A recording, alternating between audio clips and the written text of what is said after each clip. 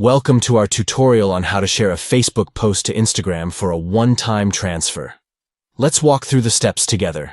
Begin by opening the Facebook app on your Android device. Tap on What's on Your Mind at the top of your feed to create a new post. Under your name, locate and tap on the Instagram icon to initiate the sharing process. Turn on the option to share your post to Instagram. Next, craft your post as desired and include any necessary content. Once ready, tap on Post at the top right corner of the screen to share it to Instagram. By following these steps, you can seamlessly share a Facebook post to Instagram for a one-time transfer, ensuring your content reaches a broader audience across platforms. Thank you for tuning in.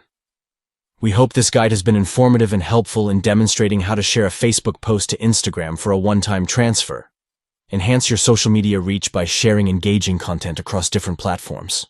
Start sharing your Facebook posts to Instagram for a one-time transfer today and connect with a wider audience through your creative content.